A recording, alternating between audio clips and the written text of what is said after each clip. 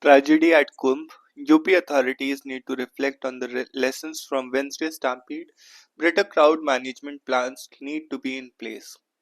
The suffering of people who lost their dear ones in the tragedy of in Kumbh on Wednesday is heartrending. Heartrending. The lives of at least 30 devotees were snuffed out and more than 60 were injured in pre-dawn stampede on Mani Avasya, the biggest bathing day of the Mela. There are fears that the toll could rise. Officials have blamed the incidents on people breaking barricades in the rush for a dip in the holy waters on the auspicious occasion. A wave of pilgrims heading towards Sangam, the confluence of Ganga, Yamuna, and mythical Saraswati, reportedly crashed into those on their way back after the ritual bath. In the chaos, a section of the crowd jumped queues, broke columns, and trampled over devotees resting near the Sangam. The UP government delayed declaring the death toll till Wednesday evening. It had ordered an inquiry. They will no doubt throw more light on what went wrong. One thing is clear, the incident calls for reflection on crowd management strategies. The UP government had by all accounts made elaborate plans for smooth conduct of the Kumbh. Its publicity drives a big role in the surge of visitors. It had perhaps not factored in the fact that attendance at religious gatherings almost always swells beyond the estimates drawn up by administrators. These events test even the most well drawn out plan. Large crowds are more to be susceptible to panic induced triggers. Administrators and law enforcers must therefore be constantly on the vigil for any sign of anxiety. More than 10 crore people took the ritual bath on Wednesday. Attendance of this magnitude is bound to test the capacity of administrators, from declaring the Mahakumbh in Prayagraj a no vehicle to no and a no VIP zone to preparing a plan to avoid any security issues. The UP government did not put in place elaborate arrangements for the money oversight, has drawn criticism for not prioritizing devotees and giving precedence to VIPs, photo ops, public relations, and devotees from outside the country. Kumbh Mela has always been a spectacle where politicians and celebrities rub shoulders with the mendicants and common devotees. In the digital and social media age, pilgrims' enthusiasm to record their presence at a once in a 12-year event cannot be curbed. The devotion of millions too cannot be constrained. In such a situation, the authorities must act decisively and lose no time in ensuring that crowd keeps moving. Emotions such as fear, anxiety, excitement, and anger can spread when people linger in one spot in a high density area. Three more Shahi Snans are scheduled at the Kumbh over next 4 weeks. UP government needs to quickly find out what defeated its plans on Wednesday.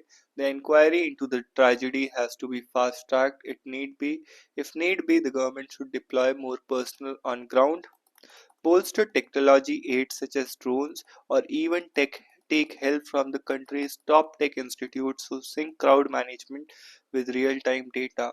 Wednesday's tragedy should not be repeated. More than 10 crore people took ritual bath on Wednesday. Attendance of this magnitude is bound to test the capacities of administrators, from declaring the Mahakumbh area in Prayagraj no vehicle or no VIP zone to preparing a plan to avoid any security issues. The UP government did put in place elaborate arrangements for Mani Avasya. It has drawn criticism for not prioritizing devotees and giving precedence to VIPs, photo ops, public relations, and devotees from outside the country. The Kumbh Mela has always been a spectacle where politicians and celebrities rub shoulders with the mendicants and common devotees. In the digital and social media age, the pilgrims' enthusiasm to record their presence at a once in a 12-year event cannot be curbed. The devotion of millions too cannot be constrained. In such a situation, the authorities must act decisively and lose no time in ensuring that the crowd keeps moving. Emotions such as fear, anxiety, and excitement and anger can spread when people linger in one spot in a high density area. Three more Shahi Snans are scheduled at the Kumbh over the next 4 weeks. The UP government needs to quickly find out what defeated its plans on Wednesday. The inquiry into the tragedy has to be fast tracked. If need be, the government should deploy more personnel on ground, bolster technology aids such as drones, and even take help from the country's top tech institutes to sync crowd management. The river Yamuna and the Arvind Kejriwal's claim that Haryana was mixing poison in its water released to Delhi has become a major election issue. The legal wrangling on the matter has started and the Election Commission has questioned the statement. Kejriwal said it was his duty to warn the citizens of Delhi. With just 5 days to go before the Delhi election, it might be a moment to look at the health of the river beyond politics. There are three separate issues concerning Yamuna and Delhi: drinking water, pollution, and environmental flow.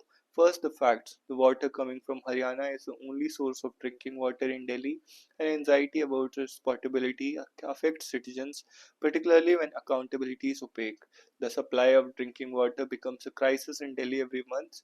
The capital receives its drinking water from several key inlets that originate in Haryana, chief among them Wazirabad Barrage, where raw water from Yamuna is received in Delhi. The flow at Wazirabad depends on the releases from Haryana's Hathni Kund barrage. During the lean seasons, water levels often drop, leading to ammonia contamination and water shortages in Delhi.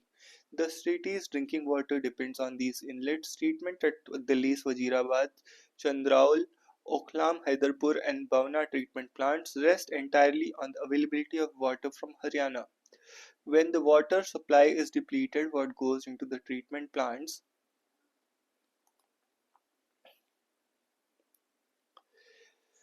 When water supply is depleted, what goes into the treatment plants becomes untreatable, leading to shutdowns which have a cascading effect on water supply. There is a frenzy over securing tankers and collecting water, and this is the only subject of conversation in affected neighborhoods. The solution lies in joint inspection of water released by Haryana, both in terms of quality and quantity. There is also the need of an independent monitoring system to be established and retribution in case of water release is short of the agreed norm or contains pollutants that render it untreatable for drinking.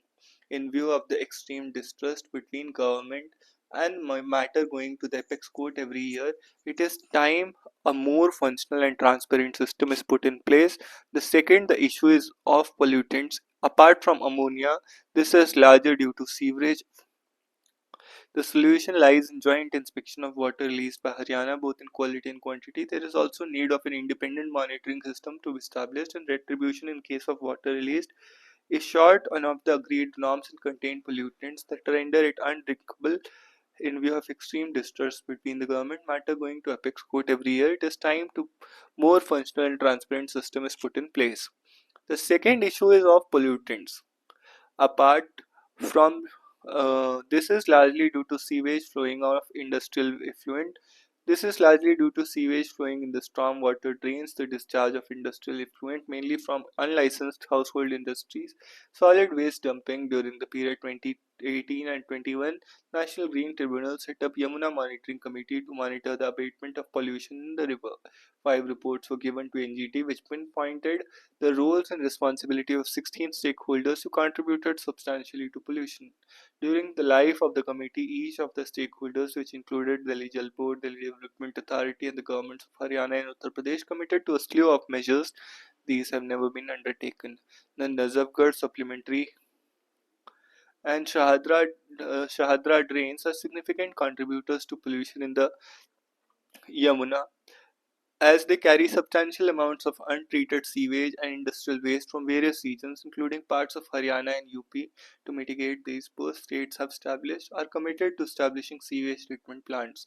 In Gurugram, and Gurugram Metropolitan Development Authority has founded that approximately 80 million liters of untreated sewage was discharged daily into stormwater drains, leading to Nazafgarh drain. However, as of latest reports, Haryana too has not fully implemented its commitment. Long before 2018, Delhi has started working on an interceptor project to trap and treat sewage before it is discharged into the Yamuna. Despite notable improvements which are now on record, the project has not achieved its intended outcomes, and the river continues to suffer from significant pollution due to incomplete sewer connections in unauthorized colonies, operational inefficiencies in some STPs, and continuous inflow of untreated industrial waste. The third issue is environmental flow. The National Mission for Clean Ganga, under the Ministry of Jal Shakti, has asked the report from the National Institute of Hydrology in Roorkee. National Institute of Hydrology study was aimed at assessing the flow of water necessary to maintain ecological balance and support essential riverine functions.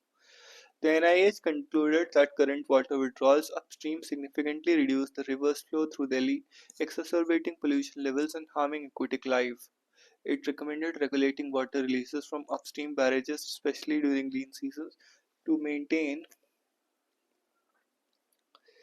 a minimum environmental flow. The YMC too had pointed out that Delhi suffers from severely reduced flow, especially during the 9 non-monsoon months, and this was leading high contamination and ecological degradation. It recommended revisiting the 1994 water sharing agreement between basins of Delhi, Haryana, and Himachal Rajasthan and UP to ensure more equitable distribution of water. The studies by YMC and NIH underscore the critical importance of maintaining adequate environmental flow in the Yamuna to ensure ecological health and well-being of the communities that depend on it.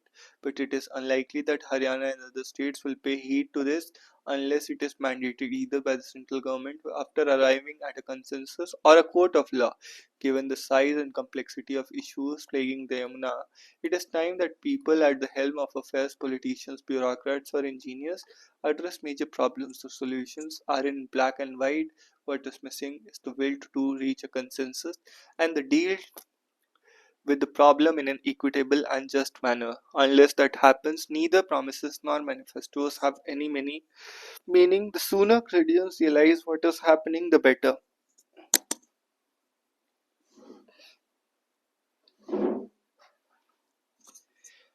US Fed keeps interest rates steady. It has underlined its independence in the face of Trump's criticism. In its first meeting of the year, the US Federal Reserve voted to keep interest rates unchanged. The target for federal funds rate remained at 4.25 to 4.5%, while the central bank shield away from providing any forward guidance.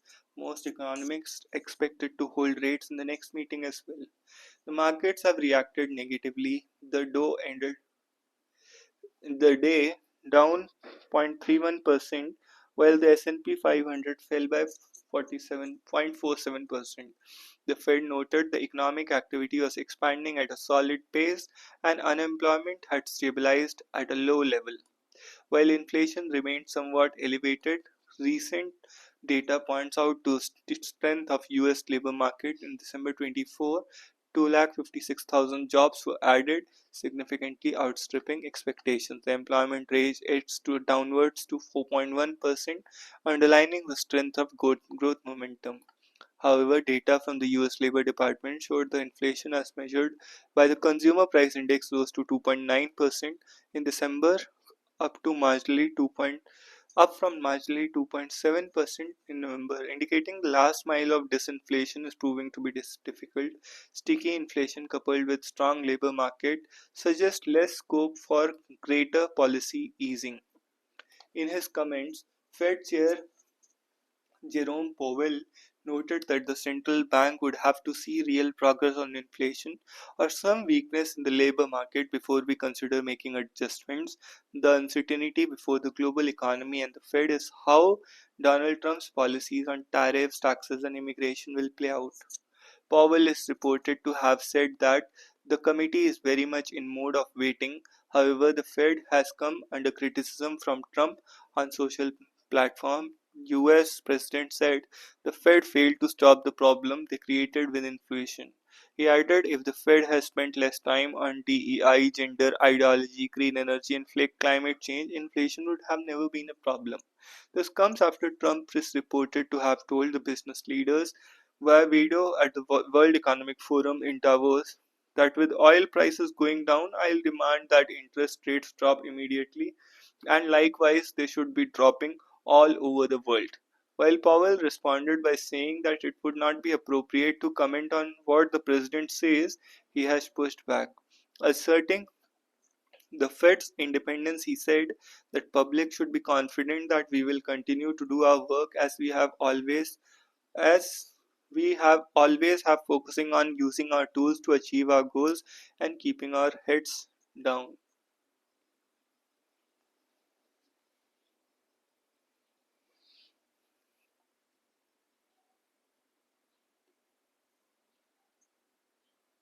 Keep eye on capex ball.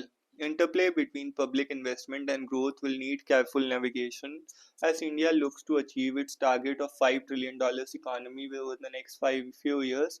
What remains crucial will be maintaining a sustainable growth path without losing our focus on critical issues such as fiscal discipline and economic inequality. The Union 20 Budget 2025 carries the potential to impact the economy significantly. It arrives at a crucial time with the economy facing challenges such as weak GDP growth and low consumer spending. Key expectations include tax reforms to provide relief to individuals and boost consumption, increased capital outlay for infrastructure development, and support for sustainable initiatives in the various sectors. Capital expenditure has become critical in determining India's growth. The government should continue focusing on productive capex, which has higher multiplier effect on growth, especially when consumer spending shows weakness. This will support India's ambition of achieving $5 trillion target. Capital expenditure has become critical in determining India's growth. The government should continue focusing on productive capex, which has a higher multiplier effect on growth. But productive capex, which has a higher multiplier effect on growth, especially when consumer spending shows weakness.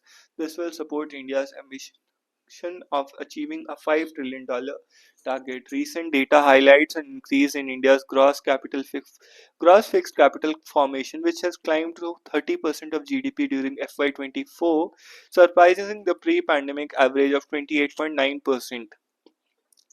Observing that fiscal years of 20, observed during fiscal years of 2015-2019. However, a chunk of this growth has been supported by government's capex push and an upswing in the household investments in residential dwellings. Even though the government has been prioritizing infrastructure development, the first half of FY25 has seen disruptions in the momentum due to multiple elections. Data reveals that capital expenditure by central state governments fell by 15.4% and 10.4% year on year, respectively. Moreover, major central public sector enterprises reported 10.8% decline in capital expenditure during the H half one of financial year 25. Even though government prioritizing has been prioritizing infrastructure development, the first half of FY25 has seen disruptions due to multiple elections. Data reveals capital expenditure and state government fell by 15.4%. Moreover, major central public sector enterprises reported 10% decline in capital expenditure. To boost the capex by state, central has raised the allocation for the 50-year interest-free loans in the union budget to 1.5 trillion. Allocation of 50-year interest-free loans to 1.5 trillion. Of this, 550 billion is unconditional loan, while the rest is tied to conditions such as industrial growth, land reforms, and state capex growth. It is essential to monitor states' utilization of loans. In the previous fiscal year, they used only 1.1 trillion of the budgeted 1.3 trillion. However, However, the slowdown in the public capex seems to be temporary with likely pickup in the second half. The overall private sector capex has yet to witness a strong pickup. Headwinds primarily emerge from global policy uncertainties, geopolitical risk, oversupply from China, increased borrowing cost, and muted domestic demand. With the expected monetary policy rate cut and policy support from the union budget, we remain hopeful about likely pickup in the private capex going forward. Gross FDI inflows have performed well as of FY25 year to date. Gross FDI inflows stand at $48.6 billion, higher than 42.1 billion as in the comparable period of last year. However, higher repatriation of profit has resulted in muted FDI flows on a net basis. This and the recent flow of FPIs increased depreciation pressure on the rupee. Given the volatility in the investment landscape arising from global uncertainty and slowing demand, domestic growth, fiscal support remains crucial at this juncture. The center's budget allocation for capex have more than doubled from 16% of GDP in FY19 to projected 3.4% in FY25. Meanwhile, state capex is also expected to grow modestly to 2.6% of GDP in FY25, exceeding pre pandemic levels. Closer scrutiny is warranted regarding the actual deployment of these budgets, as states have often struggled to realize their plans fully. That said, an upward trend in order books for capital goods sector combined with recovering infrastructure sector providing a glimmer of hope for increased capital spending across various industries. Order books in the capital goods sector grew 23% in FY24 against CAGR of 4.5% in the preceding 4 years. Moreover, in the first half of FY25, there was 10% growth compared to the end of FY24, implying healthy momentum. Infrastructure companies, particularly those involved in road development, saw a decline in the aggregate order book by around 15%. However, FY25 situation has improved, showing 20% growth in just first half of the year. Most new orders are coming from the public sector, particularly state governments, indicating possible pickup in public capex going forward. In conclusion, while the government has set ambitious capex targets, the slowdown in allocation in recent months has impacted India's growth momentum. Even though we expect overall public capex to improve following the election period, the current economic environment necessitates vigilant monitoring of capex trajectory. The vital interplay between public investment and growth will need careful navigation and to harness the potential of India's burgeoning capacity. With 89 seconds to midnight, doomsday clock's hand have never inched closer to global calamity.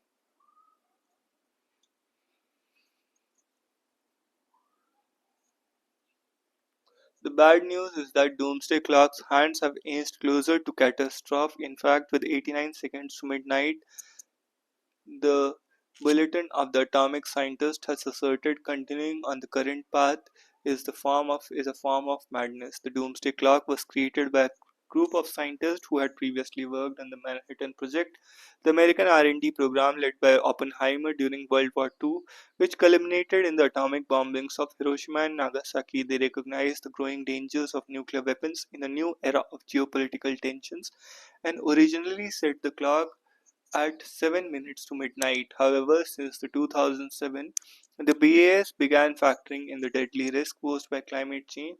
It is no surprise then that until 25, the closest the clock has ever been set to moonlight midnight, just 2 minutes away, was in 1953 when the US and the Soviet Union tested the thermonuclear weapons, and again in 2018 due to breakdown of international order.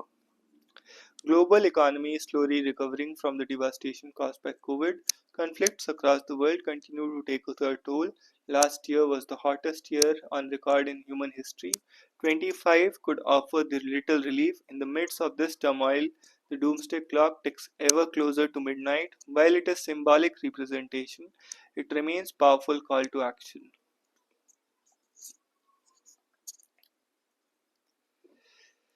The launch of DeepSeek's model has set off a global AI race. Where does India stand?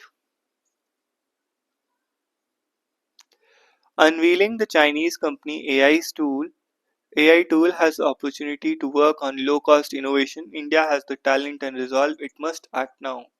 DeepSeek, a Chinese startup, recently released its AI model R1 designed for advanced reasoning tasks. It has raised a virtual storm worldwide. The AI models, which have been open sourced, are supposed to have been built using 2000 NVIDIA 800 GPUs, matching the performance of leading systems like OpenAI's ChatGPT 4.0, but at a fraction of cost, just 6 million for its final training.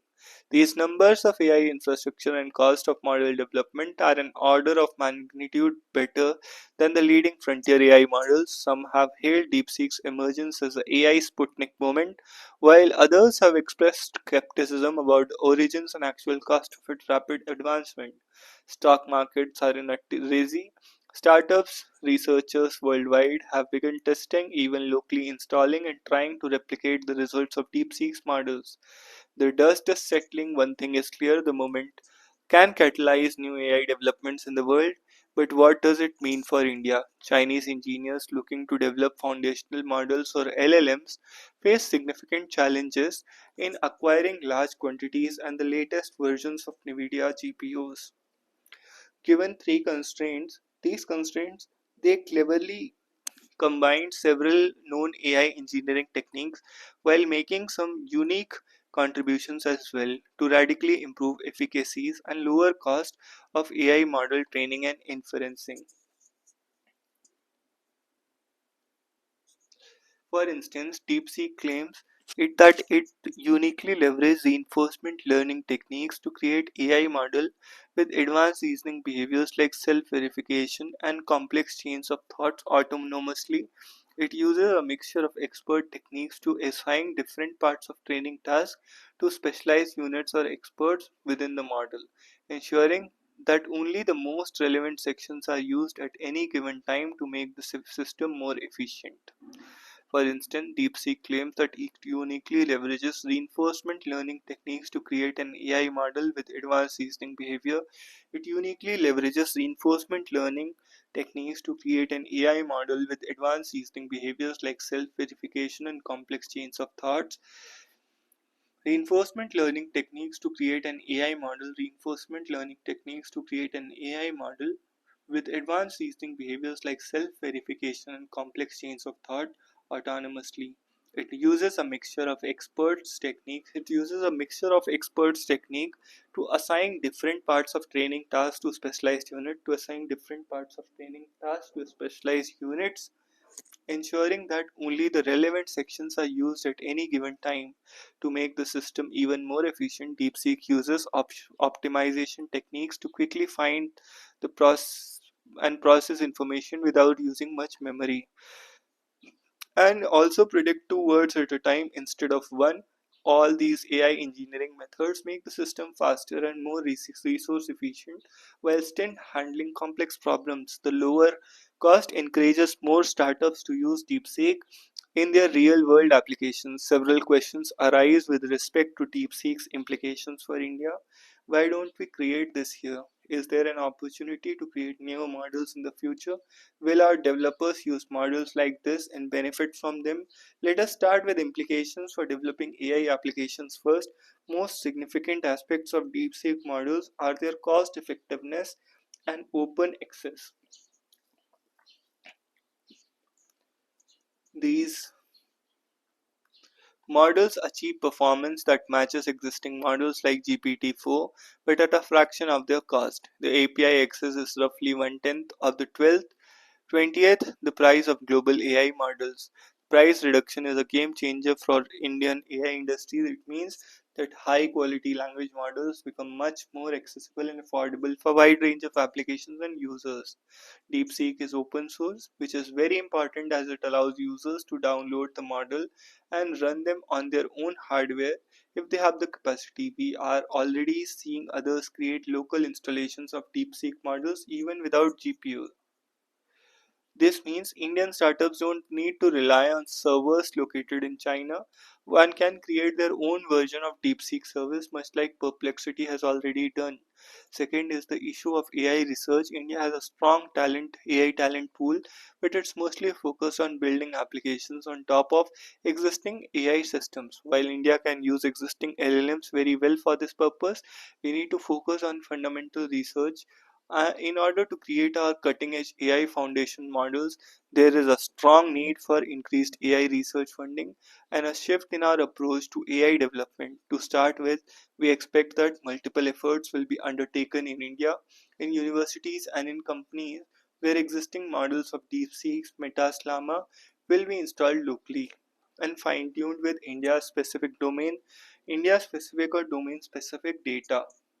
Remember, DeepSeek did not happen overnight. It involved efforts of hundreds of researchers or engineers in under 2 years. The lower cost of training and inference mean that researchers can perform many more experiments Andrej Karpathy, one of the engineers involved with DeepSeek, has suggested establishing a global RL gym to create a wide range of RL environments to understand how LLMs think and make decisions. This may spur research towards developing AGI.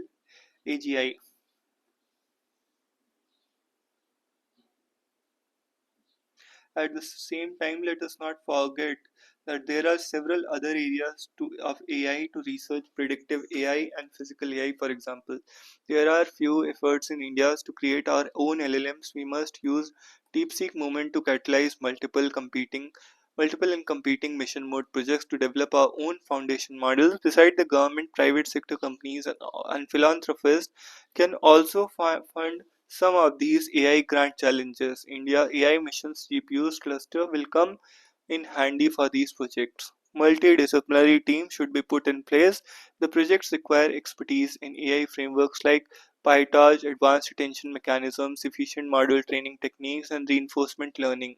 Engineers need to skills in optimizing AI performance using low precision computing and specialized processing methods. Teams should also have hardware experience in GPU acceleration, distributed computing, and high speed networking. India has the talent, it has the resolve. The time for collective AI action is now. Despite talent, India lags behind. Most AI startups in the country and enterprises rely on foreign LLMs, which limit their ability to innovate and cater to local needs. On January 20, as the world turned into inauguration of Donald Trump as the 47th US President, DeepSeek, a Chinese company established in 23 by Liang Wenfang, a young engineer and entrepreneur, launched its first generative AI language model, DeepSeek R1. In a week's time, this model became the most downloaded app in the US, sending stock markets crashing across the globe, triggering debates if the generative AI bubble would follow the dot-com bubble. Disruptive model space and capability at the fraction of the infrastructure cost has challenged the US supremacy, premised on its massive high cost data center ecosystems and high performing semiconductor chips despite China's dominance in rare earth metals and engineering capability. As the top leaders of the world gather in Paris on February 10-11 to deliberate on Action AI, the shock prompted by DeepSeek is going to feature in discussions. It will also give directions on how the race for generative AI will have to be handled.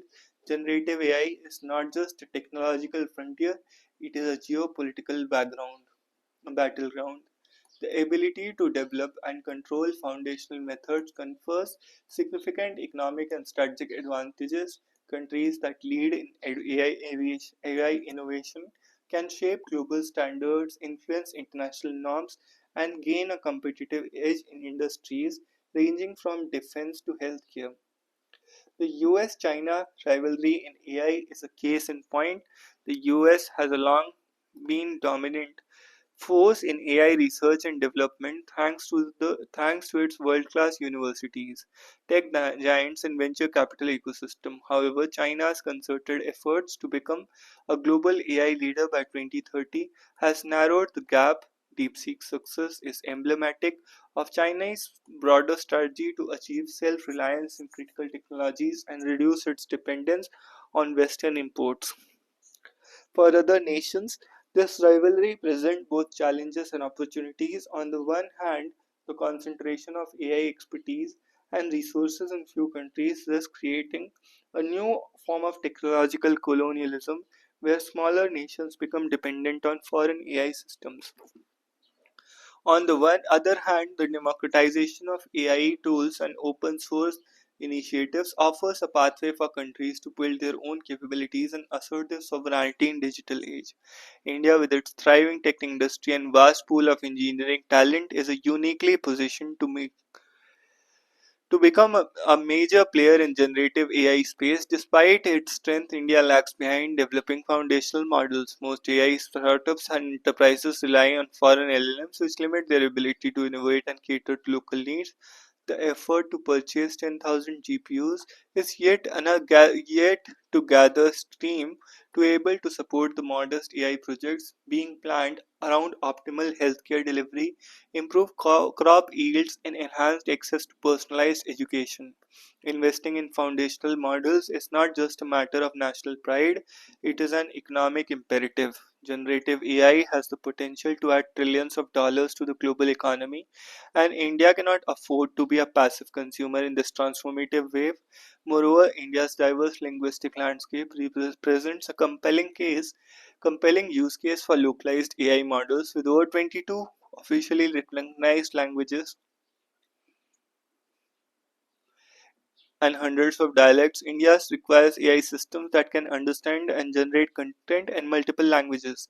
Foundational models tailored to Indian languages would not only address domestic needs but also create export opportunities in other multilingual regions. To achieve this vision, India must adopt a multi-pronged strategy. First, the government should increase funding and for AI research and development, particularly in academia and public-private partnerships. Initiatives like National Strategy and establishing of national AI research centers are steps in the right direction, but more ambitious efforts are needed. Second, India must invest in infrastructure to support AI innovation. This includes high performance computing resources and cloud infrastructure, data sharing frameworks that enable researchers and startups to train large scale models. Collaboration with global tech leaders and participation in international AI consortia is crucial to accelerate progress. Third, India must foster a culture of innovation and entrepreneurship in AI. This requires not only technical skills but also a mindset that embraces experimentation and risk taking. Initiatives like AI hackathons, startup incubators, and industry academia collaborations can nurture the next generation AI leaders. Fourth, Indian tech giants should start the LLM pursuit as India has the access to better GPUs and interconnects. Compared to China, the ICT sets India on the path of comprehensive tech cooperation with the US. DeepSeek's rise is a testament to the transformative power of generative AI and the shift dynamics on the global AI landscape, although it still remains to be seen what is the fairness in all its responses, particularly when it comes to prompts about China and its political system. It has stated that Arvind model is open source and has laid out its reasoning in a paper in GitHub. So there is the scope to test and validate the model and see if such models can be repeated at a reasonable cost, factoring in concerns about bias, privacy, and misuse. This refers to article diminishing the university. The proposed UGC draft regulations have sparked widespread concern among state governments, academic, and university. The attempts to centralize power by granting governors the authority to appoint VCs without the input of state governments undermines the latter's autonomy and may lead to increased political influence in higher education. Universities are formed by acts of state legislatures. They are funded by state governments. The UGC has no mandate to control and regulate the functioning of the universities, even if education is in the concurrent list of the Constitution. Further, doing away with the need of teaching experience with being appointed VC will compromise academic integrity and allow non-academics to occupy key educational positions. The center's intention is apparent, and for the sake of higher learning, it must be challenged. This refers to editorial breaking the ice. The initiation of talks between officials of India and China to improve ties are welcome. The tensions are at the line of actual control after the 2020 Galwan conflict are easing due to marathon discussions undertaken by the military commanders. The trust deficit remains, but to restore China, it's China's responsibility. The issues pertaining to de-induction, disengagement, and trade imbalance should also be resolved at the earliest. India must not lower its guard in view of Beijing's deceitful nature. This refers to the post 30 dead, 60 injured. Stampedes at large gatherings have become the norm and not the exception. It is unfortunate that the crowd management authorities and state government could not read the writing on the wall. Undoubtedly, what happened was avoidable in India. Overcrowding should be anticipated. It would be advisable to see a short video preceding the event that showcases the precautions to be taken in case of emergency. The government ought to shun VIP treatment which leaves the general public at the receiving end of such disasters. Now more than ever, Mahatma Gandhi's politics, life, philosophy, and must be followed and emulated. The world remembers him for several reasons. First, Mahatma Gandhi's philosophy of satyagraha, meaning firmness and insistence on truth, revolutionized the way of social and political conflicts could be addressed. Unlike traditional methods that often relied on violence and coercion, Satyagraha emphasized the power of truth, love, and non-violence to bring about change. Gandhi demonstrated this principle during key movements such as Salt March, where thousands peacefully defied British laws, and the Quit India movement. His method sought to appeal to the moral conscience of the oppressor, fostering reconciliation rather than perpetuating cycles of violence. Gandhi's approach has been lasting global impact, influencing leaders like Martin Luther King in the US, Nelson Mandela in South Africa, Lech Walesa in Poland, and Aung San Suu Kyi in Myanmar. These leaders adopted satyagraha to challenge systemic injustices such as racial segregation and political oppression. His work teaches that peaceful resistance, when combined with unity and determination, is a powerful weapon against oppression, making him a timeless symbol of power of non-violence. Satyagraha remains a powerful tool today to make our governments more accountable and ensure that they stay true to their constitutional obligations. Second, Gandhi addressed systemic inequalities, particularly those affecting marginalized communities. His campaigns against caste discrimination, untouchability, and gender inequality continue to resonate. Gandhi believed in the inherent dignity of every individual and worked tirelessly to dismantle the inequality and injustice.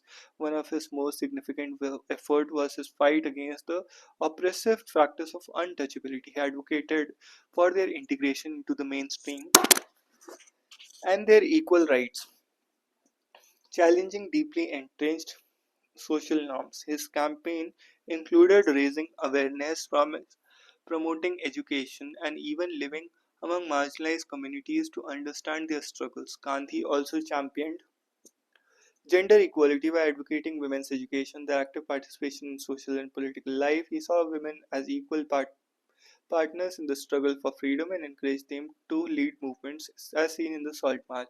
His emphasis on non-violence and moral strength may gave many have gave many marginalized communities individuals the courage to speak out against justice. His solution to escape crony capitalism was trusteeship and cooperation, which was alternative to capitalism and socialism. Today, as we continue to repair fault lines along caste, religion, and economics, Gandhi's vision of social justice serves as an inspiration for movements seeking to combat systemic inequality. Student protest against paper leaks and mismanagement of public examinations across different states embody this spirit.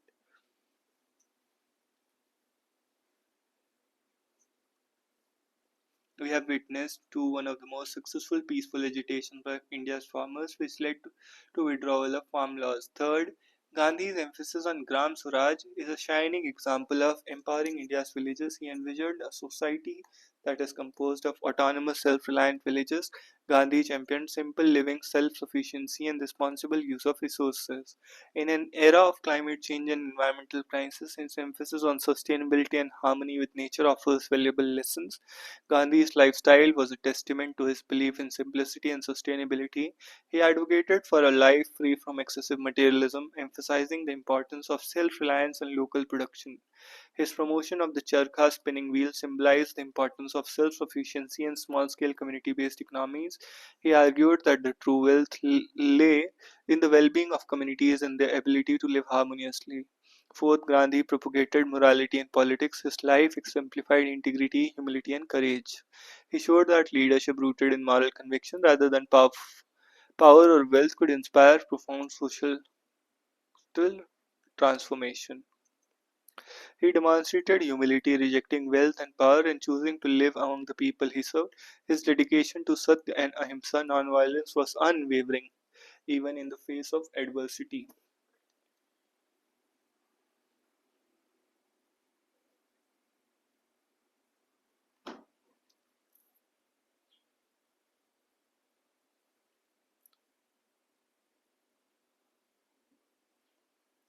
In today's polarized world, Gandhi's teachings provide a blueprint for addressing global challenges such as inequality, authoritarianism, human rights abuses. Let us not forget India, being which is Janmabhoomi and Karmabhoomi, his greater responsibility in sustaining Gandhi's teachings. We can do this through constructive work that contributes to nation building, helping others, peacefully resisting immoral policies, and building empathetic communities. So that's all in this. See you in the next one.